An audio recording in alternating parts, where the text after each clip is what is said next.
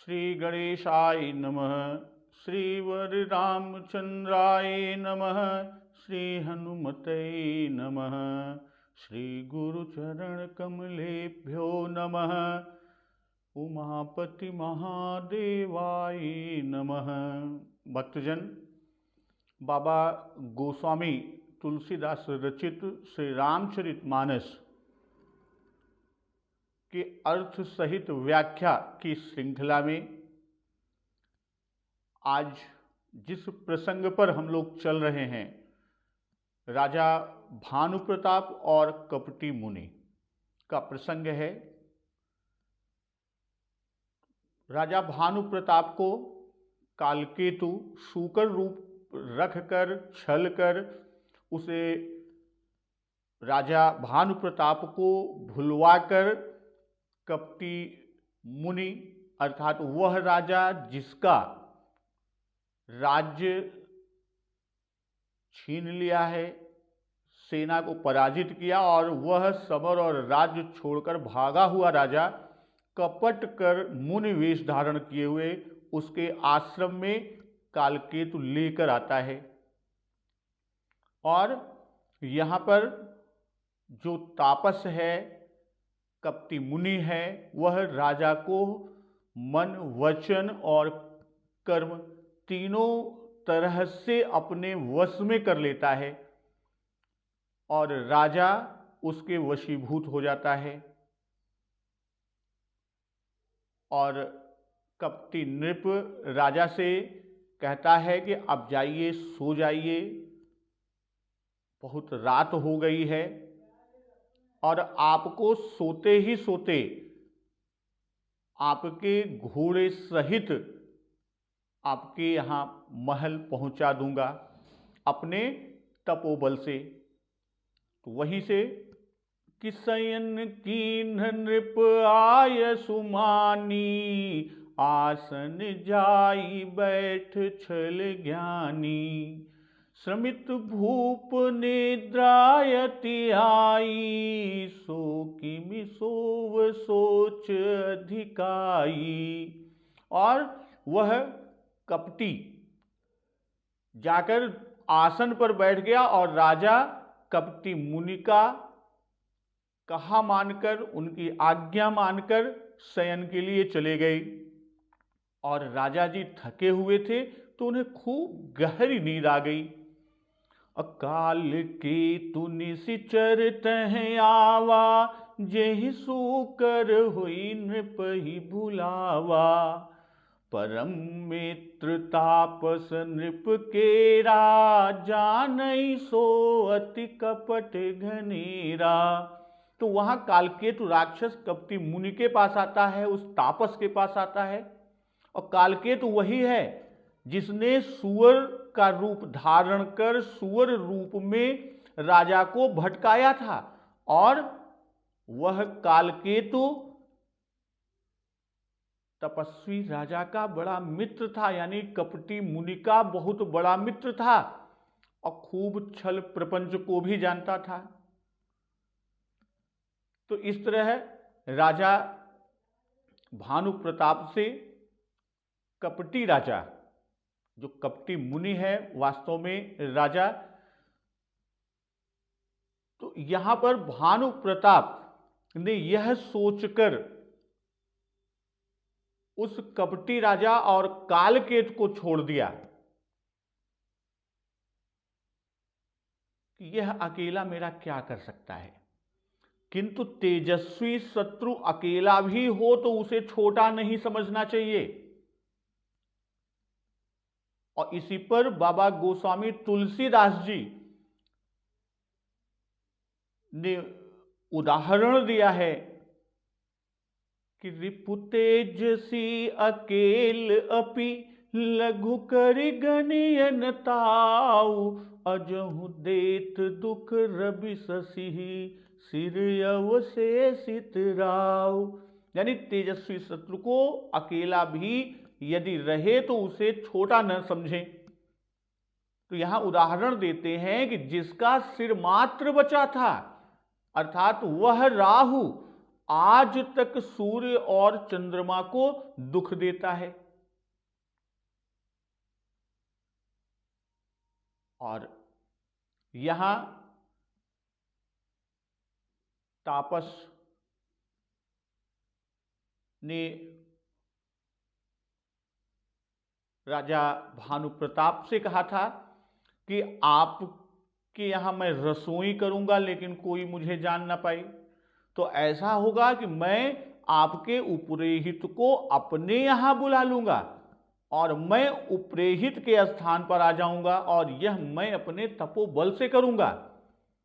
किंतु वास्तव में तो वह कपट है, छल है, वैसा तपबल तो है नहीं जैसा राजा भानु प्रताप से तापस ने कहा था।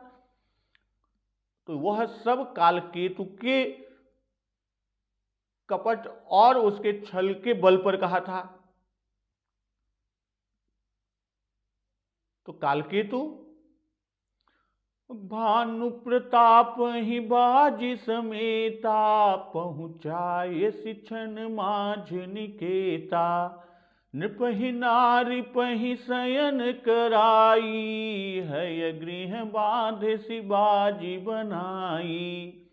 कालकेतु ने भानु प्रताप को घोड़े सहित क्षण भर में घर पहुंचा दिया। इतना ही नहीं, राजा को रानी के पास सुलाकर और घोड़े को अच्छी तरह से घुड़साल में बांध दिया। और फिर राजा के उपरोहित ही हरि लई गयऊ बहोर, लय राखेस गिर खोह महू, माया करि मति भोरी। और वह फिर उसके पश्चात राजा के पुरोहित को उठा ले गया। कौन? कालकेतु। और अपनी माया से कालकेतु ने उपरेहित की बुद्धि को भ्रम में डालकर, माया करि मति भोरी, यानी उसकी बुद्धि को भ्रम में डालकर उसे पहाड़ की खोह में ला रखा। और स्वयं आप विरचि उपरोहित रूपा, पर उजाइते ही सेज अनूपा, जाग्यू नृप अनभय बिहाना, देखि भवन अति अचरजुमाना। और स्वयं पुरोहित का रूप धारण कर और उसकी सुंदर सेज पर जाकर लेट गया। और राजा जी उधर भानु प्रताप सवेरा होने से पहले ही जग गए और अपना घर भवन देखकर उन्हें बड़ा आश्चर्य हुआ। तब वह मुनि की महिमा का अनुमान किए कि मुनि महिमा मन महु अनुमानी, उठे गवही जेहि जानन रानी। उठ के चले जिससे रानी न जान पावे। और इस तरह जब कपटी मुनि ने, तापस ने राजा से कहा था कि हम तीसरे दिन आकर मिलेंगे, तो वह समय आया कि समय जानी उपरोहित आवा, नृपहि मते सब कही समुझावा। यानी निश्चित समय जानकर, यानी जो बना हुआ राक्षस पुरोहित का रूप धारण किए हुए है कालकेतु, वह आता है और राजा के साथ की गई गुप्त सलाह के अनुसार कालकेतु ने अपने सब विचार राजा भानु प्रताप को समझाकर कह दिया। और सारे विचार को सुनकर कि नृपहर से पहचानी गुरु, भ्रम बस रहा न चेत, बरे तुरत सत सहस बर, विप्र कुटुंब समेत। भाई संकेत के अनुसार जो तापसी मुनि या कपटी मुनि ने राजा भानु प्रताप को बताया था, जिसे भानु प्रताप जी ने अपना गुरु मान लिया था, कि उसी संकेत के अनुसार गुरु को उस रूप में पहचान लिया कि ऐसा ऐसा करूंगा, एकांत में बुलाकर आपसे सारी कथा कहूंगा, तब आप पहचान लेना। अब भ्रमवश चेत न रहा कि यह तापस मुनि है या कालकेतु राक्षस है, कि ब्रह्म बस रहा न चेत, अबरे तुरत सत सहस बर, विप्र कुटुंब समेत। और तुरंत 1 लाख उत्तम ब्राह्मणों को कुटुंब सहित निमंत्रण दे दिया। तो यहीं से आज की कथा का हम लोग श्रवण अमृतपान करते हैं कि नृपहर सो पहिचानी गुरु भ्रम बस रहा न चेत। तो यहां हर्ष उसे कि राजा बिना गुरु को पहचाने तो व्याकुल था कि जुग सम नृप ही गए दिन तीनी। अब जब पहचान लिया तब वह हर्षित हुआ, प्रसन्न हुआ। भाई मन, बुद्धि और चित्त ये तीनों कपटी मुनि में लगे हुए हैं। जैसे मन मुनि की महिमा में भूला हुआ है कि मुनि महिमा मन महु अनुमानी, और उसी तरह बुद्धि मुनि के चरणों में लीन है कि कपटी मुनि पद रहमति लीनी। और महामुनि होने का जो भ्रम हुआ है इसी से राजा में चेत ही नहीं रहा, अर्थात चित्त तो उसे कपटी मुनि को महामुनि माने हुए है। तो राजा को इस कार्य के सिद्ध होने की बड़ी इच्छा है। इसी से राजा ने तुरंत विप्रों को निमंत्रित किया। और यही कपटी जो मुनि है उसकी आज्ञा भी है कि नित्य नूतन द्विज सहस सत अबरऊ सहित परिवार। तो इसी से राजा ने बरे तुरत सत सहस, यहां पर कहते हैं कि बरे तुरत सत सहस बर अविप्र कुटुंब समेत। काल केतु ही ने जाकर निमंत्रण दिया, सबको बुला भी लाया, यह काम दूसरे से न हो पाता। तो यहां कि भ्रम बस रहा न चेत, राजा तो भ्रम में पड़ा था कि ये बड़े चिरकालीन तपस्वी मुनि हैं, अपने तपोबल से हमें सोते हुए घर पहुंचा दिए, पुरोहित का ठीक रूप बना लिया है, आदि बातों से राजा पूर्ण रीति से उसके वशीभूत ही हो रहे थे। और उसी समय में तन्मय हो रही थी बुद्धि। तो इसी से कुछ विचार नहीं किया कि क्या यह एक लक्ष्य ब्राह्मणों का नित्य प्रति निमंत्रण करना और भोजन कराना और उससे सुर विप्र सबका वश में हो जाना संभव है। जैसा हितोपदेश में कहा है कि अनुचित कार्य आरंभ स्वजन विरोधो बलीय साम अस्पर्धा प्रमदाजन विश्वासो मृत्युर्द्वाराणि चत्वारि। भाई हितोपदेश में तो राजा को तो भ्रम हुआ, तो ये भ्रम हुआ तो क्यों हुआ? कारण पहले राजा की मति परमेश्वर के पद में लीन थी, उनकी कृपा से, परमेश्वर की कृपा से धर्मपूर्ण कार्य किया और राजा का कार्य धर्मपूर्ण रहा। भाई राजा का प्रताप उदित रहा, चैतन्यता बनी रही। और जैसे ही कपटी राजा के पद में मतिलीन हुई, मतिमंद हो गई। और कैसे, किस भांति? पहले हरि के आश्रित रहने से धर्म पूर्ण रहा, इससे प्रथम दिन सत्य युग सम बीता। और जब कपट में मन लगा, कुछ मति मंद हुई, तब धर्म के एक पद सत्य का नाश हुआ, इससे दूसरा दिन त्रेता सम बीता। और कपट के ध्यान से आधी मति गई, तब धर्म के दो पाद सत्य और शौच का नाश हुआ, तो इससे तीसरा दिन द्वापर सम बीता। और चौथा दिन तीन अंश मतिमंद हुई, अर्थात धर्म के तीन पद, तीन पैर, तीन पाद, तीन स्तंभ, सत्य, शौच और दया का नाश। और इसके नाश होने से स्वयं मूर्तिमान राक्षस रूप कलयुग आया। असो एक पद दान मात्र जो बचा रहा, उसे भी उसने विघ्न लगाकर उखाड़ डाला, यानी पूर्ण धर्म का नाश हुआ। भाई राजा को यह याद न रहा कि कालकेतु के 100 पुत्र और 10 भाइयों को मैंने मारा, उसका पता किसी तरह नहीं लग सका।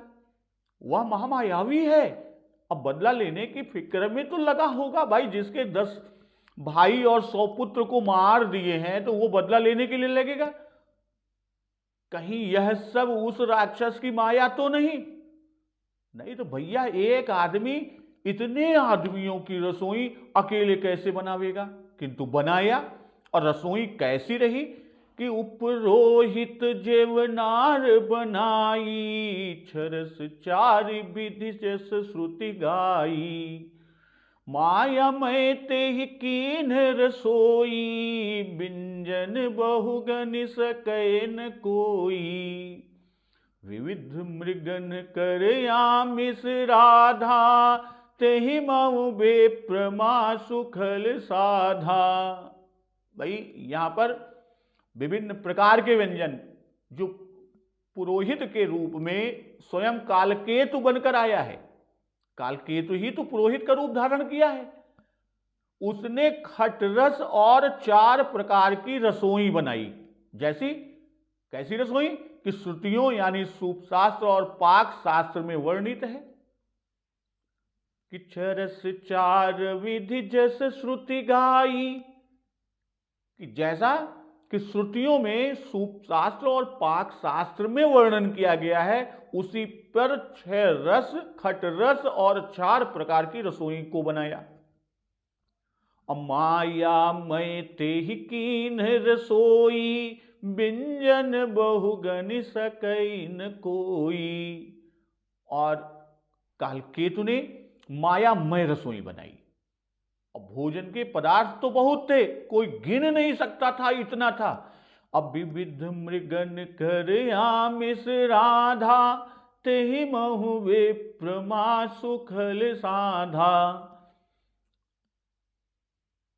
उसने अनेक पशुओं के मांस को पकाया और उसमें उस खल राक्षस कालकेतु ने ब्राह्मणों का मांस मिला दिया।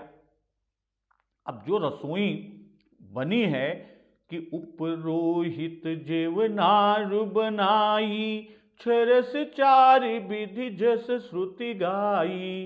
तो कपटी मुनि ने तो कहा था कि जो नरेश मैं करऊं रसोई, जब मैं रसोई करूं और मैं तुम्हारे संकल्प लगी, दिन ही करब जेवनार, यानी तुम्हारे संकल्प के लिए मैं दिन में ही जेवनार रसोई कर दिया करूंगा। तो इसीलिए पुरोहित ने जेवनार बनाई। और दूसरा कोई रहता तो उसकी राक्षसी माया को देखकर वो जान जाता, समझ जाता कि यह मानव नहीं, मनुष्य नहीं है।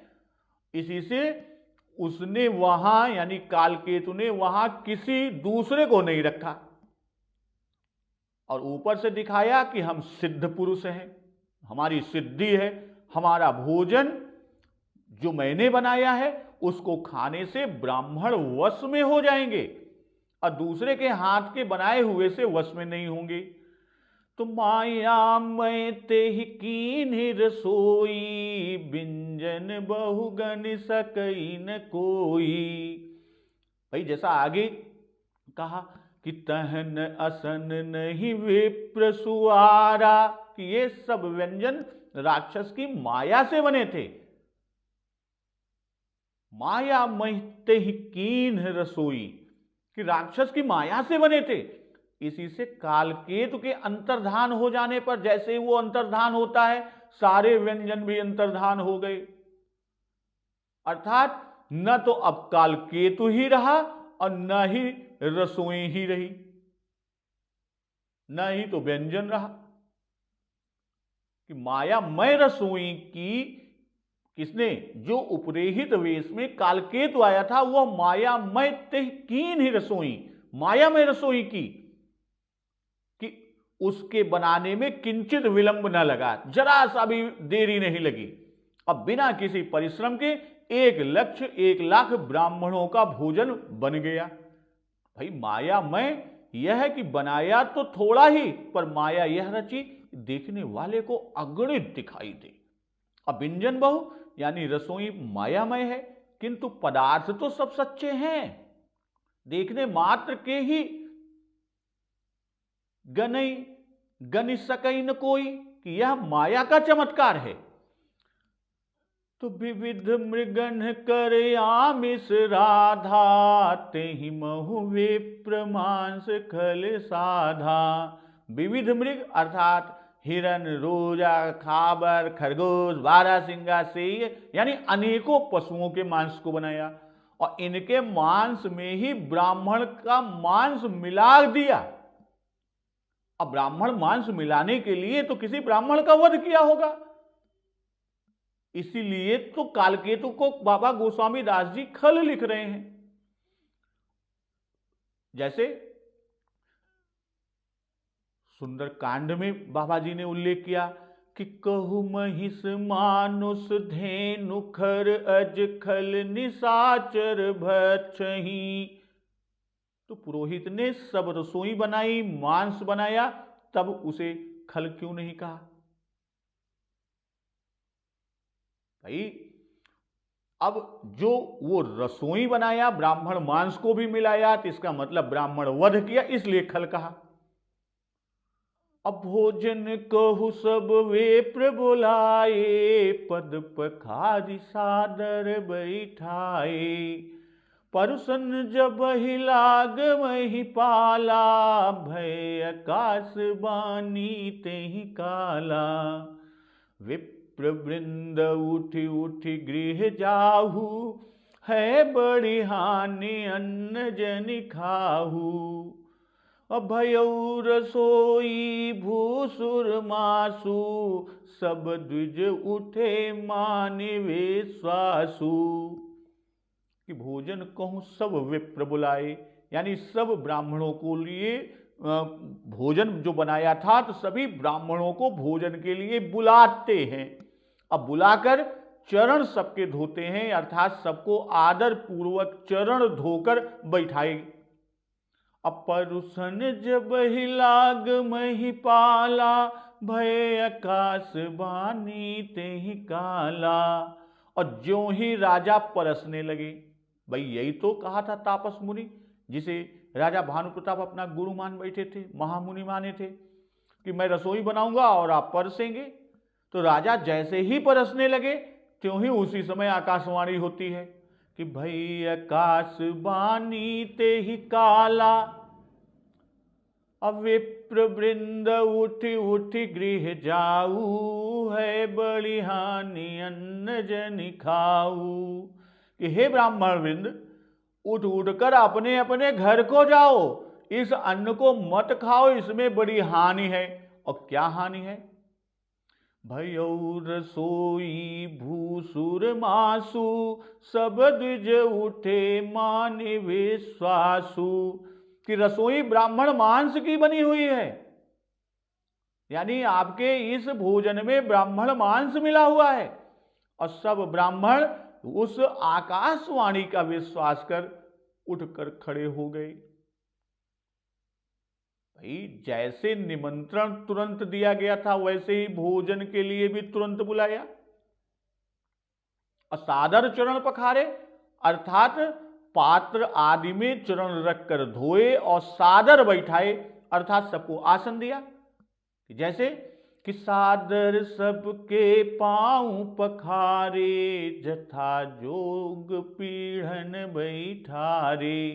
तो यहां पंचोपचार पूजन कहते हैं।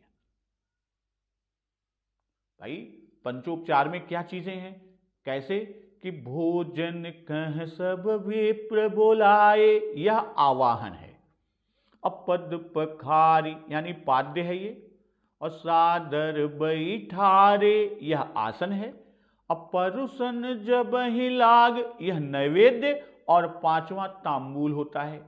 तो यहां नैवेद्य और तांबूल दोनों न पाए। और आगे स्थिति क्या होती है कि परुसन जब ही लाग मही पाला, भय आकाश बानी तेहि काला। भाई कपटी मुनि ने राजा से परसने को कहा था कि तुम परसो मोहि जानन को। इसी से राजा परसने लगे। अब परसते ही आकाशवाणी हुई कि जिसमें ब्राह्मण उसे भगवान को अर्पण न करें, बलि वैश्य देव न करें। भाई परोसने का काम पूरा होने पर राजा ने स्वयं परोसने में हाथ लगाया, और उसी समय आकाशवाणी होती है। तो यहां रसोईदार का किसी को पता नहीं है, इसलिए अब राजा पूरी तरह रसोई का जिम्मेदार बन गया। भाई वो तो अंतर्धान हो गया, कौन? कालकेतु, जो उपरेहित के वेश में आया था। अभय आकाशवाणी ते ही काला, यह आकाशवाणी ईश्वर की है कि ईश्वर राखा धर्म हमारा। भाई श्राप दिलाने के लिए कालकेतु ही आकाश से बोला। अतः ही कालकेतु की, कि कालकेतु ने इस भाव से ब्राह्मणों का अपराध न किया कि कहीं हमें भी श्राप न दे, इसी अभिप्राय से उसने ब्राह्मणों का हित किया और आकाशवाणी करके बोला कि विप्र वृंद उठी उठी गृह जाहू, है बड़ी हानि अन्न जनि खाहू। उठी उठी कि ब्राह्मणों के बहुत से वृंद थे, विप्र वृंद, क्योंकि सब ब्राह्मण अपने अपने कुटुंब समेत पृथक पृथक हैं, और सबको कहता है कि सभी घर जाओ, कि तजहु आस निज निज गृह जाऊ, तुम घर गवनऊ भयऊ विलंबा। तो ये उल्लेख भी जाने के लिए बाबा जी अलग अलग स्थानों पर किए हैं। और कहता क्या है आकाशवाणी कि अन्न मत खाओ, क्यों? क्योंकि रसोई में ब्राह्मणों का मांस बना है। यही तो आकाशवाणी हुई कि सब अन्न में मांस का संसर्ग कर दिया गया, जितने भी अन्न है सब में उस मांस को मिला दिया गया है।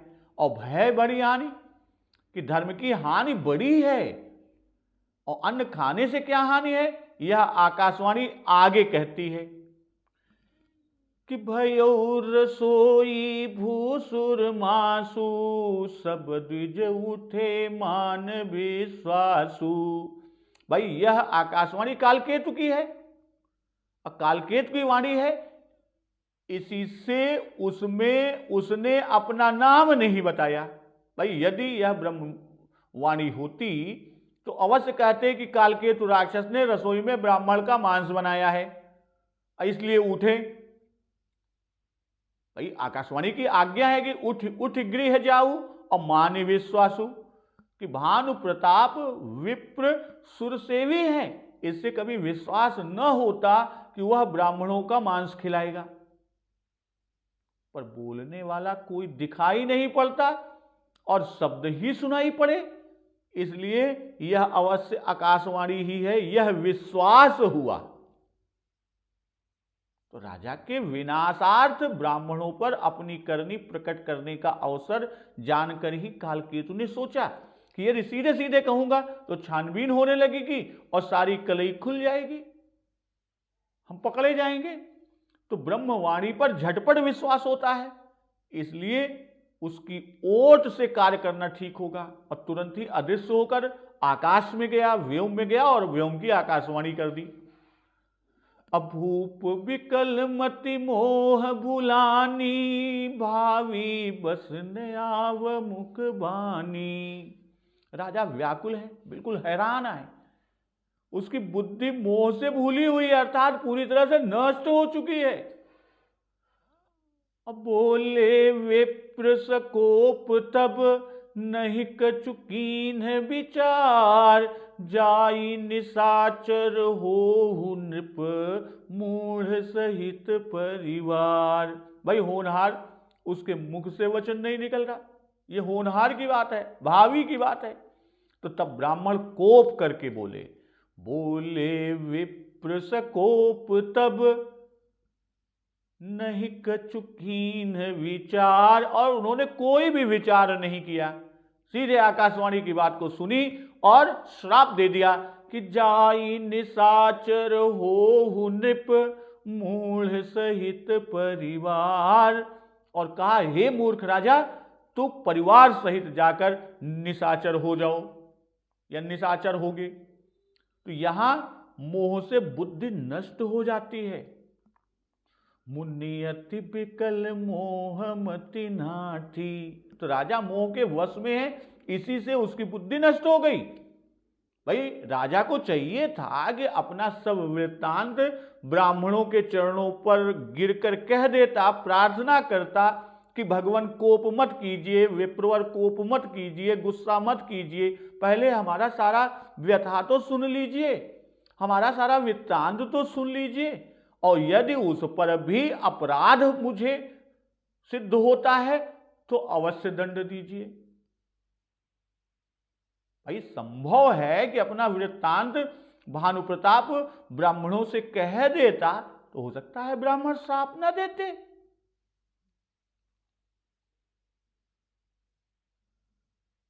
अब भावी बस न आव मुख बानी, यानी भावी बस होनहार है, राजा के साथ छल हुआ, इसी से बाबा गोस्वामी तुलसीदास जी ने कई जगह उसका भावी वश होना कहा, जैसे कि तुलसी जसी भवतव्यता तैसी मिलई सहाय, तो भावी उसको कपटी मुनि के पास ही ले गई। अजहि रिपु छय सोई रचनि उपाऊ, भावी बस न जान कछुराऊ, यहां पर भी भावी को ही दिखाया। अब भावी बस न आव मुखबानी, यानी मुख से वचन नहीं निकला, भावी ने वाणी को जैसे रोक दी, तो यहां वाणी पर भी भावी का ही प्रभाव है। और आगे ब्राह्मणों ने भी कहा कि भूपति भावी मिटई नहीं, यद्यपि न दूषण तोर। भाई अभी आगे ब्राह्मण इस बात को भी कहेंगे, यहां पर भी भावी की बात आई कि बोले विप्र सकोप तब नहीं कछु कीन विचार, जाई निशाचर हो नृप मूढ़ सहित परिवार। जब राजा कुछ नहीं बोले तब राजा को अपराधी समझकर क्रोधित हुए, कुपित हुए, क्योंकि आकाशवाणी सुनकर भी उसके निराकरण के लिए भी राजा कुछ नहीं बोले, और उनके न बोलने से भाई सभी को राजा की सम्मति मिली। मौनम सम्मति लक्षणम, भाई खामोशी जो है वह सहमति की दशा को दिखाता है, सम्मति अपनी देता है। तो यदि अपराध नहीं किया था तो चुप क्यों रहते? भाई विप्र समाज भर का निमंत्रण था और इतनों का धर्म नष्ट होता था, इसी से तुरंत भारी कोप हुआ। कछु नहीं कीन विचार, तो इसके दो भाव निकलते हैं। पहला कि तूने कुछ विचार ना किया कि हम ब्राह्मणों को मांस खिलाकर हम सबका धर्म नष्ट करते हो, तो इस अधर्म से हमारा स्वयं ही नाश हो जाए। दूसरा कि ब्राह्मणों ने कुछ विचार ना किया कि उन्हें विचार करना चाहिए था कि राजा तो भाई बड़े धर्मात्मा थे, सुरविप्र सेवी थे, अब वह ब्राह्मणों को विप्र मांस कैसे खिलाएगा, तो इस बात का निश्चय करके तब ब्राह्मणों को श्राप देना था। और इसी बात पर दूसरी आकाशवाणी हुई कि विप्रहु श्राप विचारिन दीन्हा, कुछ विचार नहीं किया, क्योंकि ब्रह्मगिरा असत्य नहीं होती, इसे ब्रह्मवाणी ही समझें। इसी से एकदम से उठे और एकदम क्रोध में आ गए। अब क्रोध में विचार नहीं रह जाता कि तू जो हमें खिलाना चाहता था तू जाकर वही खा, अपना नाश अपने हाथ किया, यही मूढ़ता है। भाई सहित परिवार के निशाचर होने का श्राप दिया, क्योंकि ब्राह्मणों को परिवार सहित विप्र मांस खिलाना चाहता था, तो अब परिवार सहित जाकर जो हमें खिलाना चाहते थे वह खाए। श्राप में भी विचार न किया कि परिवार सहित राक्षस होंगे तो विप्रों के ही वंश का तो नाश करेंगे, यह भी विचार नहीं किया। तो इस तरह ब्राह्मणों के द्वारा जब श्राप दिया गया, तो अब इसके बाद राजा उनसे अनुनय विनय करते हैं, ब्रह्मवाणी होती है, फिर विप्र के द्वारा क्या कहा जाता है, इसका श्रवण अमृतपान हम लोग अगले दिवस की कथा में करेंगे। तो आज की कथा यहीं पर समाप्त होती है। तो एक बार जोर से बोलिए सियावर रामचंद्र की जय, पवन सुत हनुमान की जय, जगत जननी मां जगदम्बा की जय, गुरुदेव भगवान की जय, उमापति महादेव की जय। जय श्री राम।